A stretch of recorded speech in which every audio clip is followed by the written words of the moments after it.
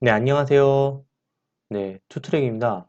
오늘은 중국 병행 수입을 이제 진행하는 데 있어서 상품 소싱을 어떻게 해야 하나라는 부분에 대해서 제가 좀 얘기를 해보려고 해요. 뭐 아시다시피 네이버에서 혹은 뭐 다음 뭐 이런 포털에서 일반적인 생필품 또는 뭐 리빙 카테고리 아니면은 뭐 저 애견이나 뭐 이런 부분에서 검색했던 대부분의 상품들은 중국에서 수입돼서 오는 상품들이 다입니다. 그래서 가장 우리가 이제 혼자서도 1인 기업, 제 모토가 1인 기업이잖아요. 원맨 비즈니스. 그 혼자서 할 수 있는 결국에는 이제 어떤 상품을 팔아야 되는지에 대한 부분에 대해서 얘기를 할 건데요. 첫 번째로 제가 설명해 드리고 싶은 알리바바입니다. 보통 이제 알리바바닷컴이 있고 알리바바닷컴 외에 1688닷컴이라는 데가 있는데요. 알리바바닷컴은 영어로 되어 있어요. 지금 보시겠지만 여기 화면은 중국어로 되어 있죠. 이거는 1688닷컴이에요.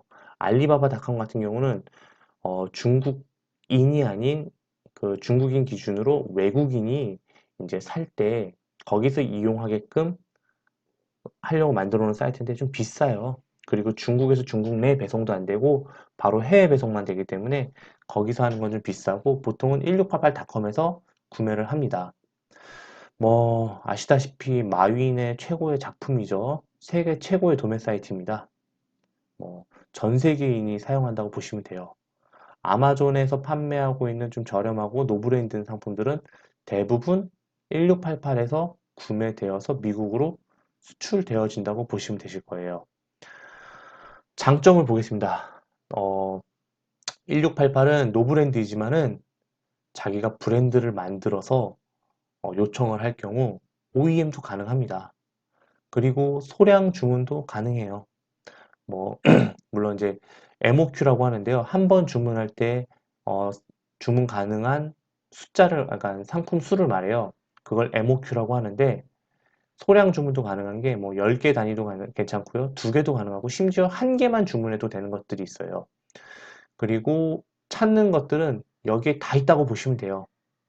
여기에서 없는 것들은 어, 사실 저도 잘 모르겠어요. 여기에 없는 것들은 거의 없다고 보면 돼요. 그리고 1688은 가격 경쟁력이 높습니다. 물론 이제 대부분 여기서 판매를 하지만 기본적인 마진율이 굉장히 높아요. 그렇기 때문에 가격을 좀 저렴하게 사서 좀 높게 팔아도 가격 경쟁력이 생각보다 있습니다. 네. 그리고 단점으로는 국내 사업자, 중국의 사업자가 없을 경우에는 이제 뭐 알리페이라든가 이런 걸 만들어야 되는 부분이 있는데 이런 거는 이제 국내 사업자는 좀 힘들어요. 그래서 대금 결제가 굉장히 까다로워요. 그리고 뭐 아시다시피 중국 사람들은 중국어만 할 줄 압니다. 영어는 대부분 잘 못해요. 의사소통이 어려워요. 중국어를 할 줄 알아야 되고 QQ 메신저 이거를 사용을 해서 하셔야 됩니다. 그리고 단점이 있어요. 배송이 많이 늦어요. 뭐 도어 투 도어로 보통 2주 내외가 걸리는데 상품을 여러 개 주문을 할 경우 단품이 여러 개일 경우에는 그 중에 한두 상품만 좀 늦어도 전부 다 늦게 들어올 수 있기 때문에 일반적으로 배송이 느리답니다. 하지만 가장 많이 선호하는 소싱 방법입니다. 네. 위탁 판매 및 국내 제종 상품이 있을 수 있는데요. 위탁 판매 같은 경우는 장점이 뭐냐면 국내에 있는 회사예요. 그들이 이제 물건을 생산을 했을 수도 있고 그들이 대량으로 수입을 했을 수도 있어요. 어쨌든 국내에 있는 상품이에요. 수입이나 수출 뭐 이런 절차가 까다롭지 않아서 굉장히 소싱하기가 편해요. 그리고 가장 큰 장점으로는 소프트웨어를 이용해서 상품이 대량 등록할 수 있도록 해놔서 특별히 상품 상세 페이지를 만들어야 되는 그런 수고가 사실 중국에서 1688에서 하는 것보다는 좀 저렴합니다. 좀 편합니다. 그리고 아까 말씀드렸듯이 상품 페이지도 무료로 제공하고요. 굉장히 심플한 비즈니스예요. 수입도 없고 뭐 그냥 말 그대로 내가 상품 페이지에 물건 올려놓고 주문 들어오면은 상품을 가지고 있는 회사한테 물건 주문 들어왔으니까 하나 보내주세요라고 이렇게 엑셀로만 전송해주면은 그들이 알아서 해줘요. 그리고 물건을 구매를 하지 않아도 그러니까 저기 재고를 쌓아놓지 않아도 돼요. 재고를 가지고 있는 업체는 이미 있으니까요. 주문이 들어오면은 대신 팔아주기만 하면 되는 거예요. 그게 위탁 판매라고 하는 거죠. 진입장벽이 너무 낮다 보니까 상품 이익률이 굉장히 적습니다. 네. 사실 사업이라고 말하기보다는 철저히 부업에 더 가깝다고 볼 수 있죠. 전업으로 하기는 좀 힘들 것 같아요. 물론 전업으로 하시는 분들도 계시긴 하더라고요. 경쟁률이 너무너무 치열합니다. 네. 그리고 향후 다른 사업을 도모하기가 어려워요. 이 말 뜻은 나중에 차차 설명해 드릴 텐데, 자기가 뭔가 시행착오를 거치면서 뭔가 여기까지 온 게 아니라 남들이 다 만들어 놓은 거 그대로 가져다가 상품 페이지도 뭐 자기가 만드는 것도 아니고 그대로 올렸다가 파는 거기 때문에 사실 사업적인 뭔가 인사이트나 이런 걸 배우기가 어려워요. 스스로 깨닫기가 어려워서 이건 제 철저히 개인적인 생각인데 향후 다른 사업을 도모하기가 어렵습니다. 네. 두 번째입니다. 국내에서 직접 자기가 제조를 하거나 그리고 유통을 하는 방법이 있어요. 상품의 고유성 인정됩니다. 왜냐하면 내가 만드는 거니까요. 다른 회사가 이 내 물건 팔고 싶어도 팔 수 없습니다. 왜냐하면 내 브랜드니까요. 내가 안 주면 돼요. 그래서 타사의 진입장벽이 높습니다. 또 하나, 어느 정도 올라오게 되면요. 매출이 매우 안정적이에요. 이 부분은 정말 확실합니다. 그리고 여기에 장점으로 하나 안 넣었는데, 어, 포털 사이트의 광고 의존율이 생각보다 많이 낮습니다. 왜냐면은 이거는 내 브랜드를 쳐서 들어오는 사람들이 와서 사는 거기 때문에 아주 아주 쉽습니다. 뭐, 내 브랜드의 상품성만 있고 홍보만 잘 되어 있다면요. 단점, 초기에 자본이 너무 많이 들어갑니다.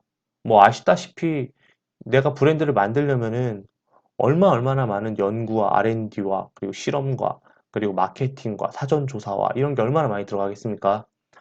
그래서 초기 자본이 굉장히 많이 들어가고 이러한 사업 경험이 없을 경우 실패 확률이 아주 높습니다. 돈을 그냥 말아먹을 수 있는 확률이 굉장히 높다는 거죠. 그리고 초기에 마케팅 비용이 굉장히 많이 들어갑니다. 아까 네이버에는 의존율이 낮다고 하지만 이거는 어느 정도 올라왔을 때, 이거는 아무것도 없을 때 굉장히 많은 비용이 들어가게 됩니다. 궁극적으로 어, 우리는 브랜드화를 해야 합니다. 뭐 위탁 판매를 하든 뭐 병행 수입을 하든 하지만 처음부터 이렇게 접근하게 된다면은 좀 어려울 수 있어요. 그래서 저는 초보 사업가, 초보 셀러에게는 작은 성공이 필요하다고 누누이 강조하고 있습니다. 네. 네. 그러면은 이제 가장 중요한 거죠. 오늘의 상품 소싱 노하우를 말씀드리도록 하겠습니다. 첫 번째, 절대 판매할 상품을 미리 정하지 말 것. 이게 되게 어려운 말이죠. 물건을 팔아야 되는데 절대 판매할 상품을 미리 정하지 말아라. 이게 무슨 말일까요? 이 말은 무슨 말이냐면요. 네, 이 말을 쉽게 생각하자면요. 나는 뭔가 아이템을 찾으려고 하는데 다른 거 시장 조사 하나도 안 하고 그리고 사실 좀 주변의 반응도 모르는 상태에서 난 이 아이템이 무조건 될 거야 라고 생각을 해서 미리 이 상품만 정해서 이 상품을 판매하는 거 굉장히 어리석은 행동이에요. 우리는 아직 초보 사업가라는 것을 잊지 말아야 해요. 내가 상품에 대한 100% 확신이 있다 해도 실제로 시장에 나가서 평가를 받게 되면 내가 생각한 것과 다르게 엄청난 실망을 하게 될 수 있답니다. 네. 절대로 기가 막힌 아이템은 없어요. 이미 내가 생각하고 있는 아이템은 누군가가 다 판매를 하고 있다는 거죠. 내가 정말로 괜찮은 아이템을 생각하는 아이템을 네이버에 검색을 하잖아요. 다른 사람들도 다 그런 생각을 하나 봐요. 이미 다 판매하고 있는 상품들이 대부분이더라고요. 왜냐? 우리는 아직 초보 사업가니까요. 무언가를 새로운 거를 개발하기보다는 먼저 누군가가 만들고 있는 아이템을 또 한번 봐야 하는 그런 뭔가 겸손한 마음이 필요합니다. 절대 미리 정하지 마세요. 뒤지고 뒤지다 보면 분명히 또 바뀔 수가 있어요. 그래서 절대 처음부터 정하고 상품을 소싱하려고 하지 마세요. 예. 가장, 대표적인 그런 질문이 하나 있는데요. 알리바바에서 뒤져서 내가 찾아낸 아이템, 다른 판매자도 안 팔고 있다면 대개는 둘 중에 하나예요. 알리바바에 정말 나온 지 얼마 안 된 상품이거나 아니면은 이거 좀 별로라고 생각하는 쪽박 아이템이거나 둘 중에 하나입니다. 네. 그러면 피해야 하는 카테고리는 무엇이 있을까요? 반드시 피해야 하는 카테고리는 없습니다. 하지만 처음부터 접근할 수 있는 상품군을 선택해 보아야 합니다. 어, 예를 들어서 우리가 쉽게 접근할 수 있는 카테고리는 무엇이 있을까요? 한번 생각해 볼까요? 일단은 안 되는 것부터 한번 생각을 해보자요. 생각을 해보죠. 일단은 유아동 어린이 장난감 이런 것들은 KC 인증마크나 어린이 특별보호법에 의해서 무언가 다 뭔가 인증 절차를 다 받아야지만 판매가 가능해요. 병행 수입의 경우에 한해서는요.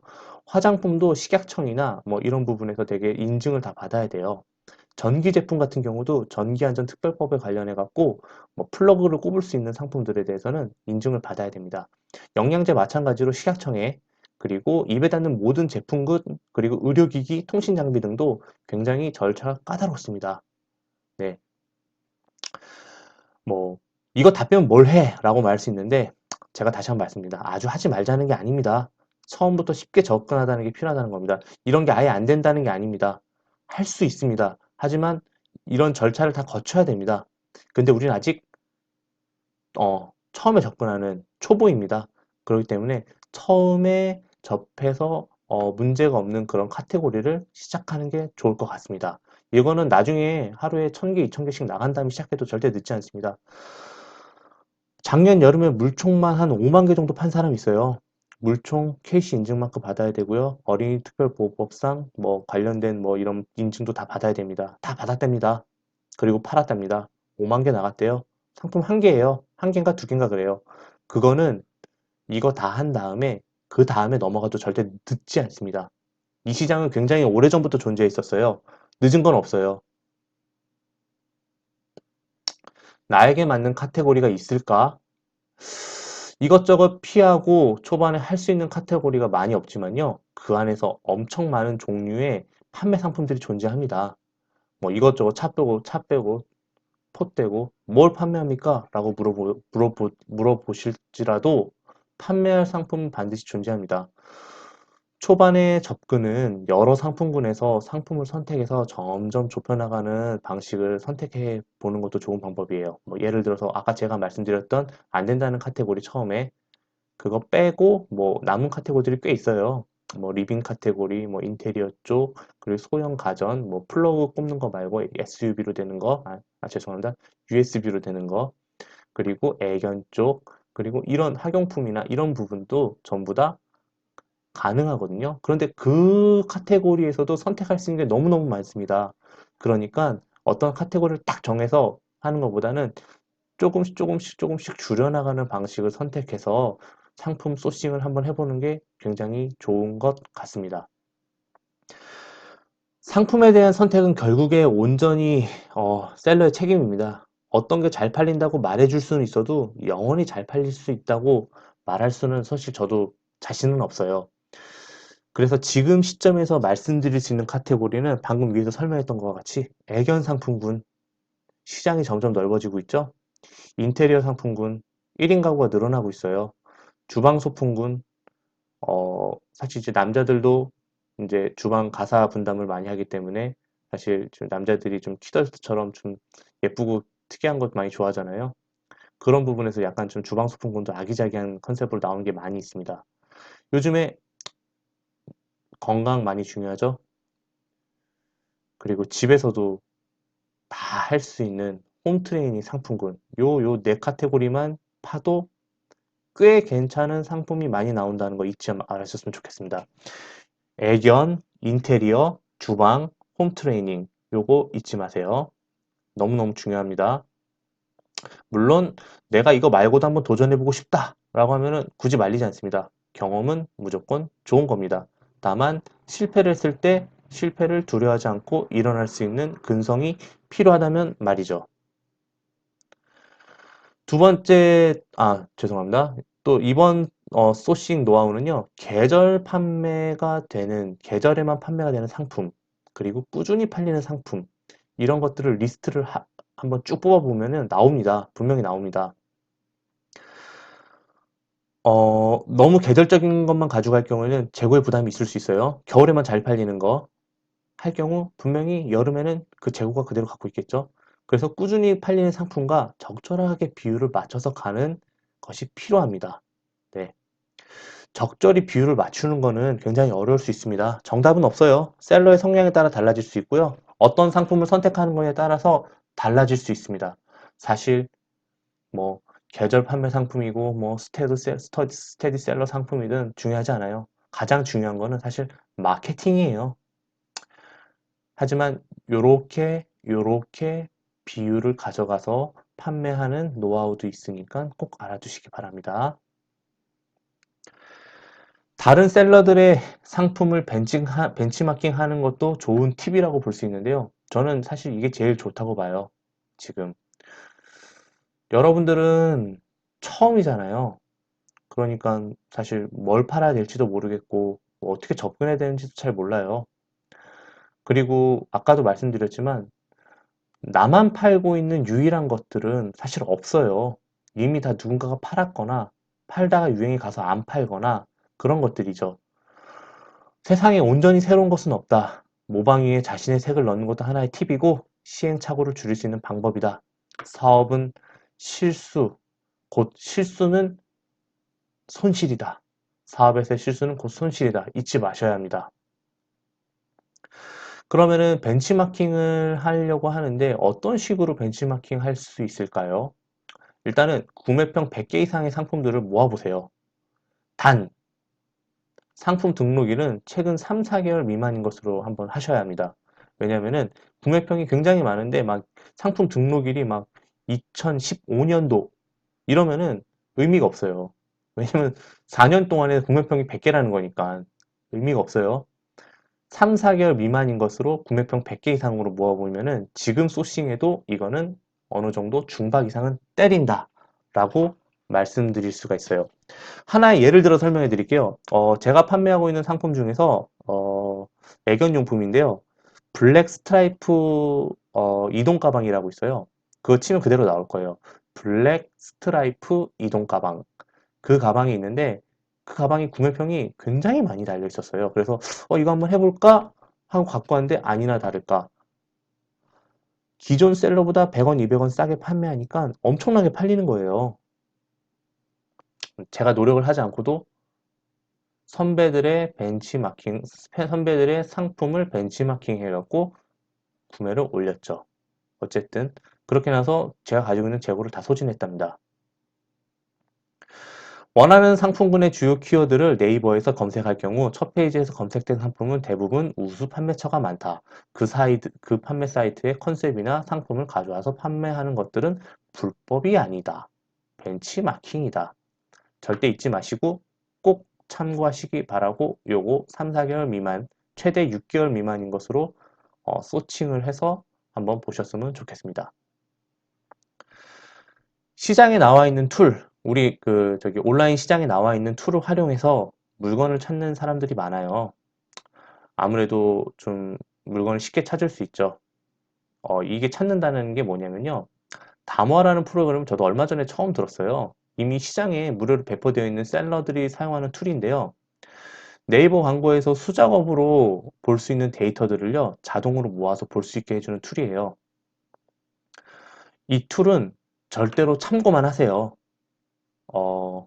이 툴이 절대적인 방법이 되지는 않습니다. 네, 그러면은 다모아 프로그램이 뭔지 제가 좀 설명을 드릴게요. 다모아 프로그램은 우선 네이버에서 다모아라고 검색을 하시면은 바로 보실 수 있는데요. 그거를 제 유튜브에서 보여드리긴 좀 어렵고 한번 검색을 해 보시면은 어, 사용법에 대해서 나와 있는데 간단하게 말씀드릴게요. 네이버에서 검색 키워드와 그리고 그 키워드에 의해서 노출이 되는 상품 수가 있을 거 아니에요. 그거를 이제 키워드 대비 노출 상품 수가 적은 것을 선택해서 상품을 역으로 선택해 줄 수 있는 툴인데요. 좀 더 쉽게 얘기할게요. 네이버에서 예를 들어서 연필꽂이 이걸 딱 검색을 했어요. 그러면은 연필꽂이라고 쳐져 있는 그 이제 상품 이제 뭐 밑에 단에 이제 쇼핑 광고도 있잖아요. 거기에 상품 수가 막 어마어마하게 붙잖아요. 그러면은 연필꽂이라는 키워드에 상품 수가 뭐 예를 들어서 1000개가 있다. 그러면은 연필꽂이라는 말을 쳤을 때 상품 수가 1000개가 나오는데 이 연필꽂이가 이제 생각보다 사람들이 검색을 많이 하냐 안 하냐 이거를 이제 보여주는 거예요. 한 달에 뭐 검색 수가 뭐 3만 건이다. 근데 연필꽂이라는 상품 수가 1000건밖에 없다면은 사실 3만 명 중에 1000명이 살 수 있을 이 1000개에서 선택하는 게 훨씬 더 1000개 그러니까 연필꽂이라는 키워드가 되게 매력 있는 키워드인 거잖아요. 뭐 그런 의미로 이제 그런 이제 사람들이 잘 검색은 하나 그 키워드가 그러니까 그 노출된 상품 수가 좀 적은 거 그런 키워드를 이제 뽑아내 갖고 상품명에다가 이제 집어넣는 거죠. 그러면서 집어넣거나 아니면은 이제 그와 관련된 키워드 관련된 상품을 소싱을 해오는 거예요. 그런 식으로 해서 이 툴을 사용하는 건데 사실 저는 이 툴을 그렇게 좋아하지는 않아요. 왜냐하면 키워드 대비 노출 상품 수가 적은 키워드는요, 사실 그렇게 매력 있는 키워드가 아니에요. 그러다 보니까 그 키워드를 검색했을 때 아무리 상품 수가 어, 아무리 키워드를 많이 많이 치는 키워드를 할지라도 노출된 상품 수가 적다 하지라도 그게 쇼핑하고 직접적으로 연결되지는 않을 수가 죄송합니다. 안, 어, 많이 연결되지는 않는 것 같아요. 제가 다른 사람의 툴을 이용해 얘기를 하다 보니까 저도 좀 잘 모르는 부분이 있어서 이렇게 좀 버벅댔습니다. 죄송합니다. 여튼 우리는 인사이트를 늘려야 되는 사업가잖아요. 그래서 이런 툴에 의존을 하기보다는 시행착오를 최소한 줄일 수 있으면 줄일 수 있지만 이런 시행착오가 없으면 절대로 사업가가 되기 힘들다는 거 뭐 알아주셨으면 좋겠습니다. 그래서 저는 절대 참고만 했으면 좋겠다. 모든 상품을 다 소싱을 하고 났을 때 뭐 키워드를 넣을 때 어떤 식으로 넣으면 좋을까 이런 정도만 참고를 했으면 좋겠습니다. 네, 맹신 금물입니다. 네, 이걸 정말 말하고 싶었어요. 상품 선택의 가장 최고의 방법은요, 결국 셀러 자신의 느낌, 확신, 촉이라는 거예요. 촉이라는 거예요. 세상에는 공짜는 절대 없고 결국 자신만의 방법으로 만들어야 합니다. 요행은 결국 요행으로 귀결되고 자신의 상품 선택할 수 있는 능력을 늘리는 방법뿐이 없습니다. 결국 경험과 감각을 늘리는 수밖에 없는데 처음에는 다소 어렵게 느껴지겠지만은 이건 결국에 나중에 사업을 확장하거나 이제 브랜딩을 하는 데 있어서 이만한 재산은 없을 거고 이것들이 다 자양분이 돼서 셀러님들이 어, 정말 훌륭한 사업가가 되는데 아주 큰 역할을 할 거라고 생각을 합니다. 점점 줄여나가고 많은 생각을 간소화하고 유행에 민감해지고 PPL 광고 이런 것들을 놓치지 말고 많은 다양한 문화들을 받아들이고 감각을 키우자. 이게 상품 선택의 가장 최고의 방법입니다. 물론 이거는 상품 선택에만 하는 거지 마케팅까지 되는 건 아니에요. 네. 결국에는 상품 선택은 셀러 자신의 능력을 올리는 방법밖에 없다. 최종 목적지인 내 브랜드를 만들어 보자. 네. 여기까지가 제가 말씀드릴 수 있는 상품 소싱의 노하우입니다. 네. 그러면은 오늘은 상품 소싱에 대해서 이렇게 강의를 마쳤고요. 인사드리고 그리고 다음 강의에 뵙도록 하겠습니다. 그러면 안녕히 계십시오.